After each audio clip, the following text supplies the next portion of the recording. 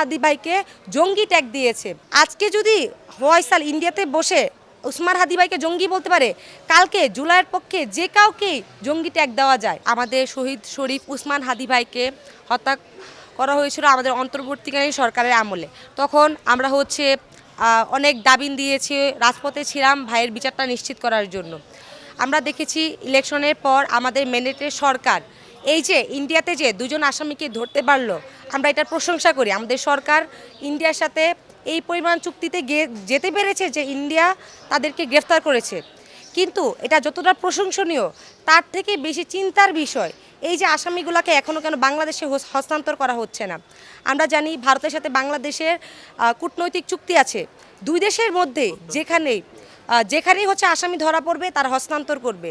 সেই চুক্তি অনুসারে ফয়সাল সহ যারা ধরা পড়েছে, আমরা দেখেছি দুইজন ধরা পড়েছে, তাদেরকে অতি দ্রুত বাংলাদেশে হস্তান্তর করে তাদের বিচার একমাত্র বাংলাদেশের মাটিতেই হওয়া সম্ভব।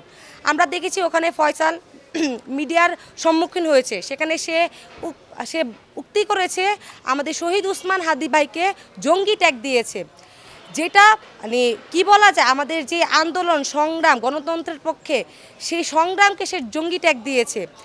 আজকে যদি ফয়সাল ইন্ডিয়াতে বসে উসমান হাদি ভাইকে জঙ্গি বলতে পারে, কালকে জুলাইয়ের পক্ষে যে কাউকেই জঙ্গি ট্যাগ দেওয়া যায়। তাই আমরা চাই এই যে হাদি ভাইয়ের যে বিচার প্রক্রিয়া সেটা আরও দ্রুত গতিতে হবে।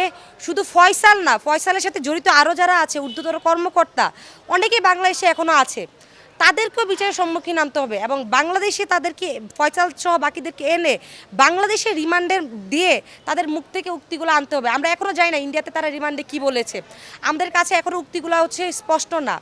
অর্থাৎ বাংলাদেশে এনে, যেহেতু খুনটা বাংলাদেশে হয়েছে, খুনিও বাংলাদেশি, এই দেশের জনগণের জানার অবশ্যই হক আছে সে কি বলেছে। তাই বাংলাদেশে এনে রিমান্ড দিয়ে তার মুখ থেকে বাকি যারা সংশ্লিষ্ট আছে তাদের নাম স্পষ্ট জানাতে হবে এবং তাদেরকেও বিচারের আওতায় আনতে হবে। আমরা আশা করি আমাদের সরকার যেহেতু ইন্ডিয়াতে আসামিদেরকে ধরতে পেরেছে, বাকিদেরকেও অ্যারেস্ট করবে এবং এই খুনিদেরকে অবশ্যই বাংলাদেশে এনে বাংলাদেশের মাটিতে তাদের বিচার নিশ্চিত করবে।